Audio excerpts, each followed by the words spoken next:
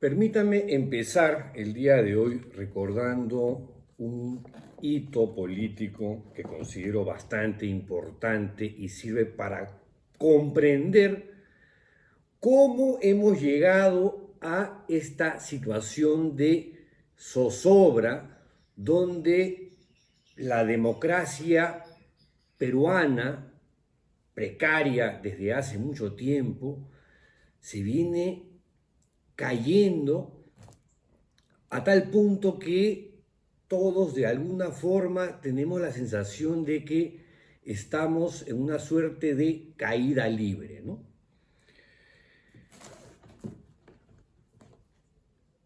Voy al libro Los herederos de Fujimori, de José Alejandro Godoy, que recuerda con muchísimo detalle el punto de inflexión en el cual todo comienza a irse a la mierda de una manera acelerada hasta el día de hoy.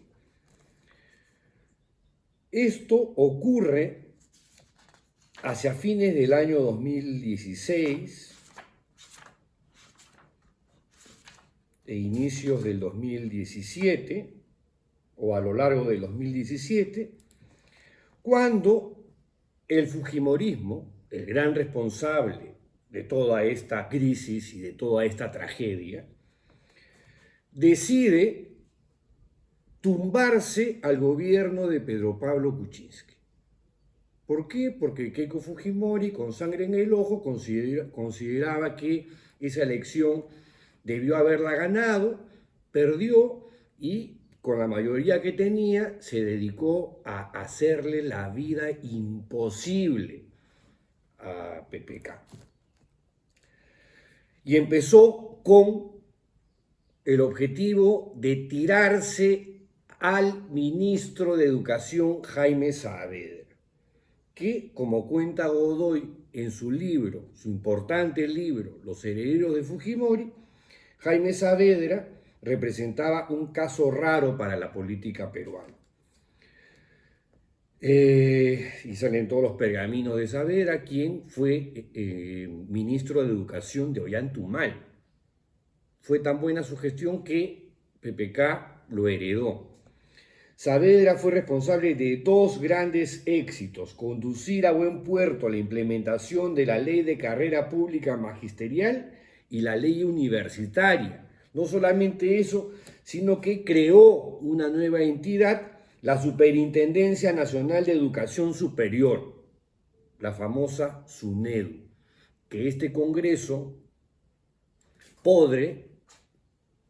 de podredumbre, ha desnaturalizado totalmente, ¿no? Como dice Godoy, desde el inicio del nuevo gobierno Fuerza Popular, el fujimorismo, le puso la cruz a Saavedra.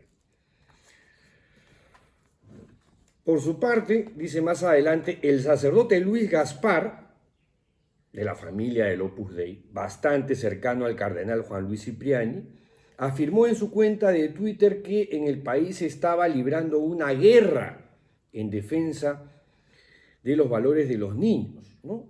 Y vienen con todo el cuentazo de la ideología de género, la que supuestamente tendría como objetivo y propósito la homosexualización de los niños, cosa que un montón de gente se ha tragado ese cuentazo, pero bueno. De ahí da cuenta que el domingo 20 de noviembre el programa Panorama emitió un reportaje en el que se denunciaba una compra sobrevalorada de computadoras en el Ministerio de Educación, y si bien la responsabilidad legal y administrativa recaía en funcionarios menores, el caso fue aprovechado por el fujimorismo para ir primero por la interpelación y luego por la censura del ministro Saavedra.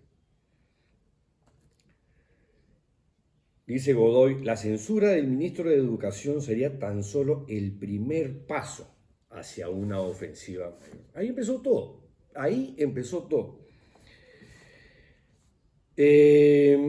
Entonces, algunas de las personas inteligentes que rodeaban a Pedro Pablo Kuczynski, el presidente en ese momento, le plantearon que para ponerle límites claros al fujimorismo, lo único que le quedaba era plantear la cuestión de confianza y salvar a Saavedra, o sea, pelear por su ministro, por un superministro además, que hoy por hoy, si me preguntan, es el actual director global de educación del Banco Mundial.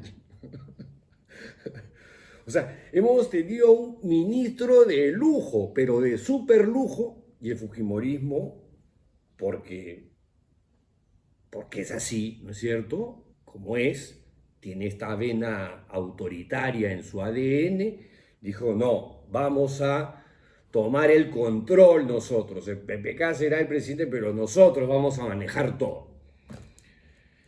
Y ¿qué hizo PPK? Tetudazo, ¿no es cierto? No se quiso pelear con el fujimorismo, pensó que esa era una gran estrategia política, la cagó. Y entonces tomó la decisión de no jugársela por su ministro, como relata, pero con pelos y señales, José Alejandro Godoy en su libro Los herederos de Fujimori, que es un librazo en todo el sentido de la palabra. Entonces, la suerte ya estaba echada y terminó con 76 votos a favor de la censura, producto de la alianza entre fujimoristas y apristas. Entonces, el economista Jaime Saavedra terminó siendo censurado. Ese mismo día, relata Godoy, el chat interno de los allegados parlamentarios a Keiko Fujimori fue captado por un fotógrafo desde las galerías del hemiciclo. En él, el grupo se jactaba del poder exhibido para sacar a Saavedra, alentado por la propia lideresa de Fuerza Popular. El nombre del chat se hizo muy popular: Mototaxi. Bueno,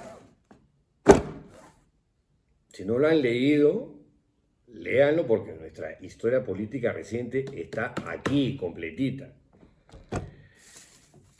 Y de ahí quiero saltar a el editorial del diario El Comercio del día de hoy, que la verdad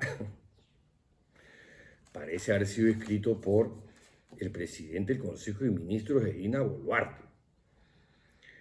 Dice, en esencia, ¿no?, la renuncia de Dina Boluarte a la presidencia solo nos sumiría en un caos mayor que el que ya existe. ¿Qué? ¿Por qué? En una circunstancia como la exigida, quien tendría que asumir la presidencia y convocar elecciones inmediatas sería el presidente del Congreso, un cargo que en la actualidad ostenta José Williams, parlamentario de Avanza País.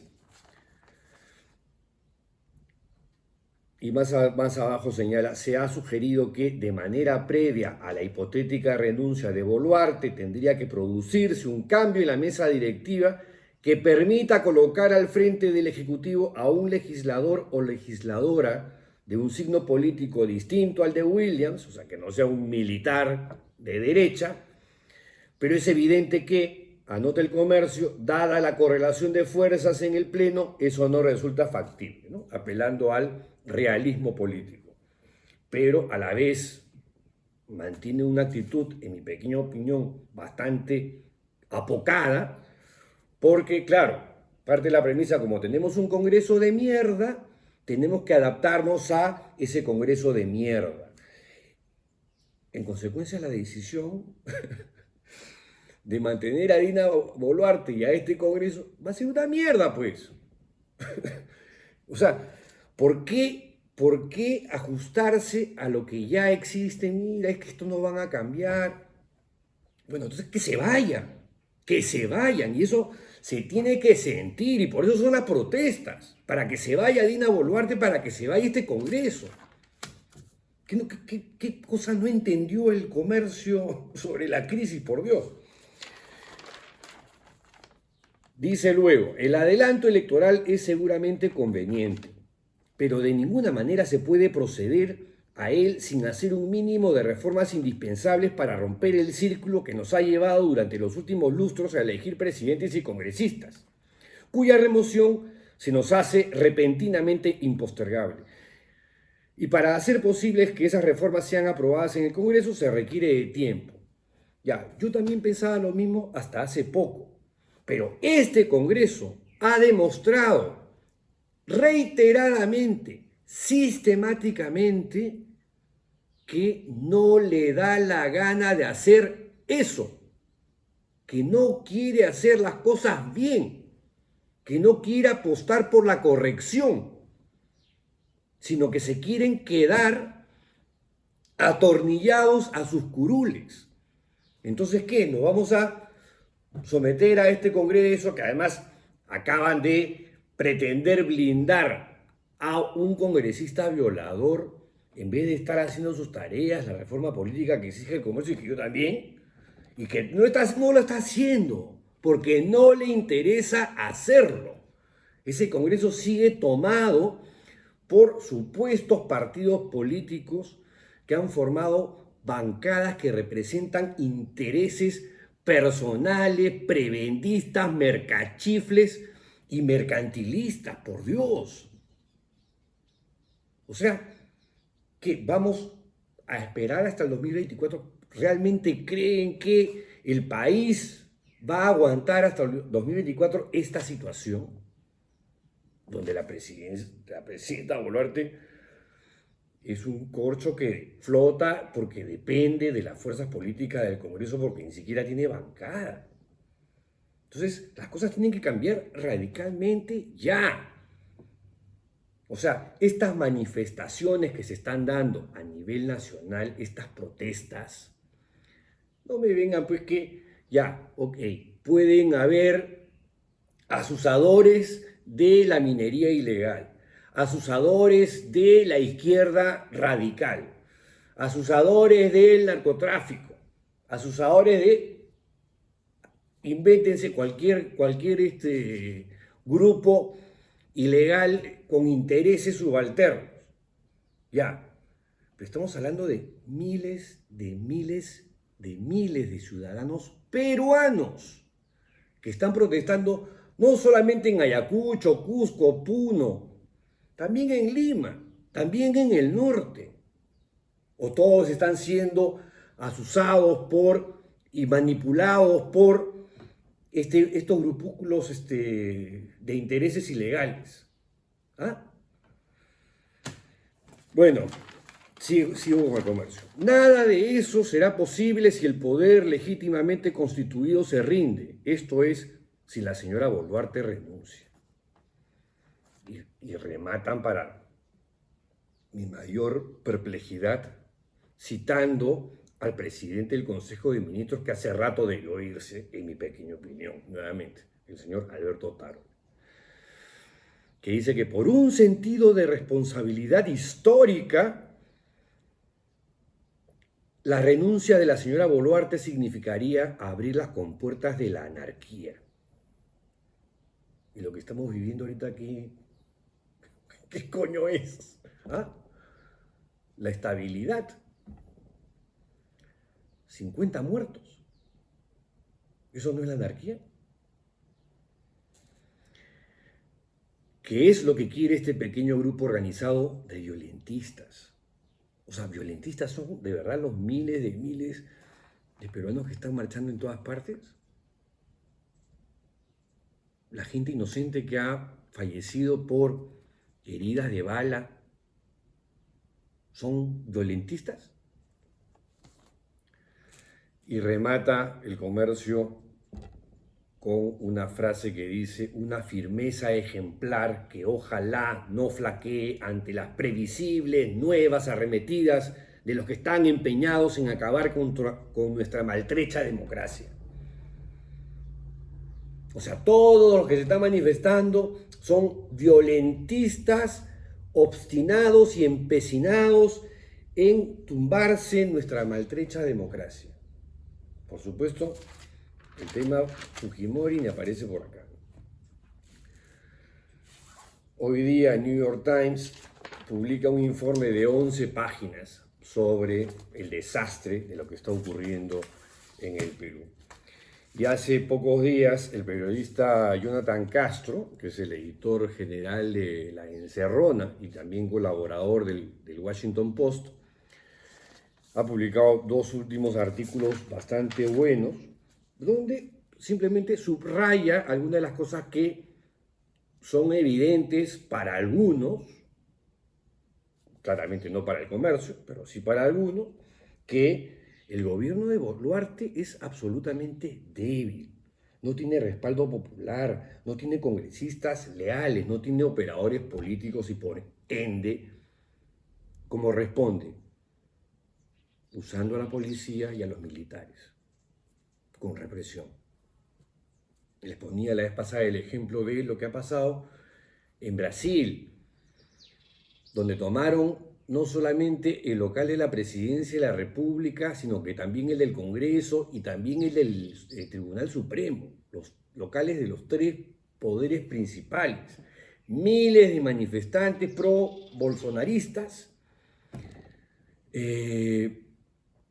instigados indirectamente por el expresidente Bolsonaro, actuaron ahí sí con una violencia copiada de lo que pasó hace 2 años en el Capitolio.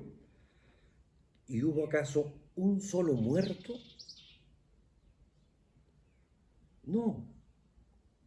Como dijo Rosa María en su programa, la policía detiene, no mata.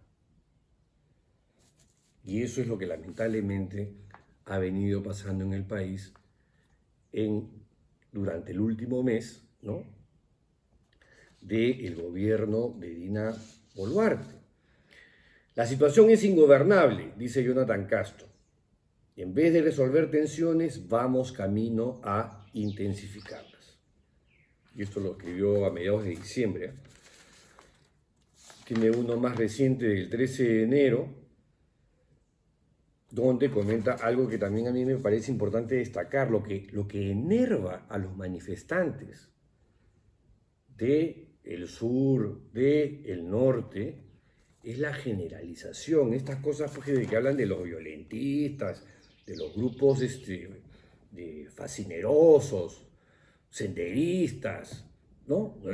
Terruquean a todo el mundo, empeñados en acabar contra nuestra maltrecha democracia.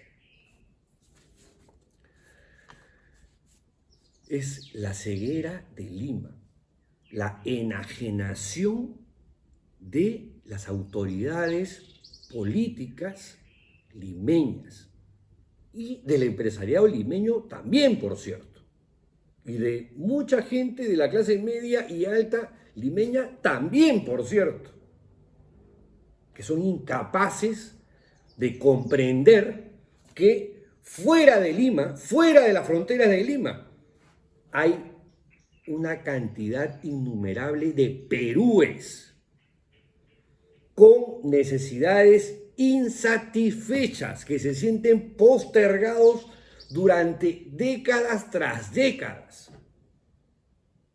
En algún momento, en 1990, apareció por primera vez un outsider, ¿no?, que prometió honestidad, tecnología y trabajo.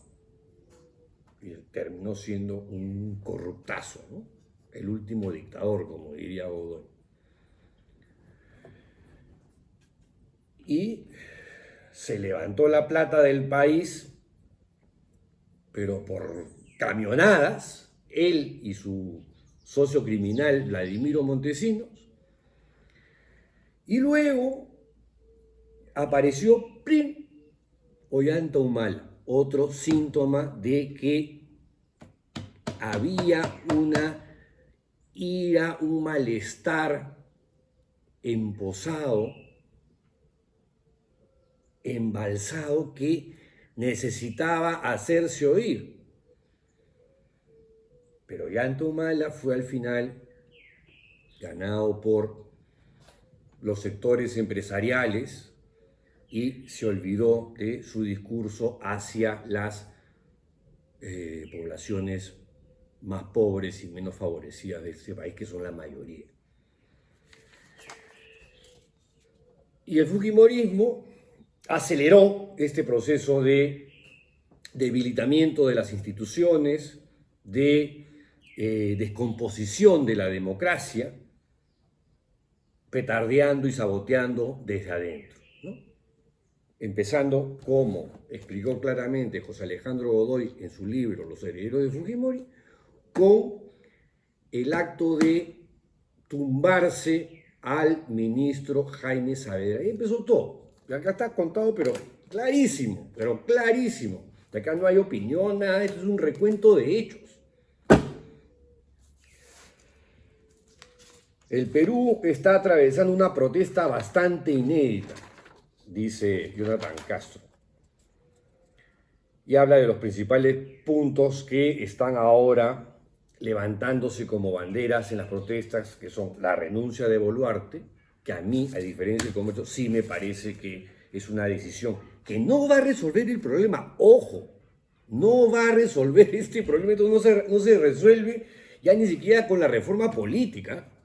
Acá ya estamos próximos a tocar fondo. Y si no tenemos una visión de país, nos vamos a terminar de ir a la mismísima mierda. Todos, sin excepción. Bueno, Jonathan Castro recuerda los principales 4 puntos, que son la renuncia de Boluarte, que a mí me parece viable, al comercio no. El cierre del Congreso, que me parece que debería estar incluso por delante de la renuncia de Boluarte, sacando, por supuesto, al militarote este señor que se llama Williams, y deberían escoger a alguien del centro. No hay, lamentablemente, un Valentín Paniagua, pero deberían poner a alguien de centro que tenga la capacidad de, en poco tiempo, administrar y gestionar los diferentes sectores con miras a un adelanto de elecciones ya, generales, presidenciales y parlamentarias.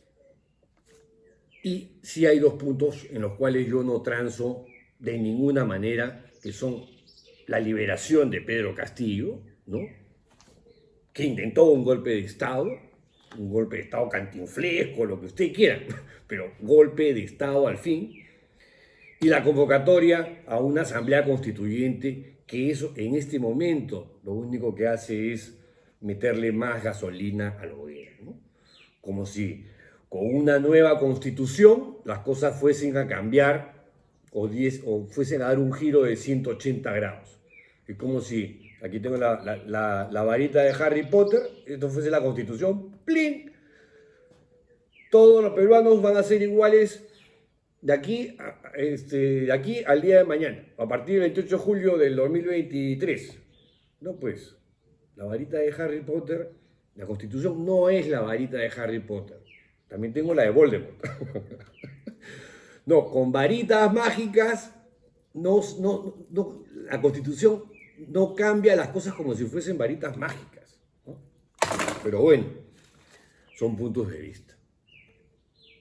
Se debe cambiar la Constitución, que se cambie la Constitución, y se puede reformar por partes, con un Congreso un poquito más decente, con reformas políticas, un Congreso que se compre el pleito de instalar reformas políticas permanentes que permitan la construcción de verdaderos partidos políticos, de los que salgan estadistas y militantes con capacidad y voluntad de servicio al país, algo que no existe hoy, ¿no? Lo que tenemos pues son sucursales de representantes de universidades y de todo tipo de intereses para atender a sus clientelas particulares. Termina diciendo Jonathan Castro en el Washington Post que la única salida alternativa es que Boluarte destituya a Otárola, pida perdón a nombre del Estado, procese y expurgue a los responsables de los crímenes que se cometieron desde las fuerzas del orden, encuentre y sancione a los responsables de la violencia de las protestas y se acelere la organización del proceso electoral. Pero eso es pedir un imposible, que el Perú funcione bien. Y en esas estamos. Pero, nada, volviendo a este editorial del Comercio, adelanto sí, renuncia no. Una pena, pero yo creo que están un poquito equivocados. Yo creo que la renuncia tiene que ser ya, que tiene que haber una transición y un cambio en la mesa directiva, que no, donde este señor, Williams, se debe sacar de su cabecita loca la idea de ponerse la banda presidencial, no, de que ponérsela a alguien del centro moderado. Y de ahí convocar a elecciones ya. No vamos a salir de la crisis por arte de magia, otra vez. No es que renuncia, ¡plin!, cambió el Perú, renuncia a Boluarte, cambiaron las cosas, con la de Voldemort, ¡plum!, sacamos al Congreso, viene una extraordinaria gente de otro level, otro nivel. No, pues, eso no va a pasar. Pero sí nos va a dar un pequeño aire como país para repensar cómo cuernos hemos llegado a la situación actual. No sé cuánto tiempo me he tomado para decir todo esto, que ha sido además de paso una suerte de catarsis y de exorcismo, pero de verdad que leer el editorial del Comercio me produjo un poquito de ira y de fastidio, porque yo creo que desde Lima no se están entendiendo y comprendiendo bien las cosas. Ya, aquí termino. Hasta mañana, si la tolerancia lo permite. ¡Chao! Hola, ¿ya sabes cómo quieres que se llame tu página web? Si tu respuesta es no, entonces piensa en el nombre que vaya de acuerdo al proyecto que tienes en mente. ¡Ojo! No es necesario que sea un nombre corto, pero sí memorable.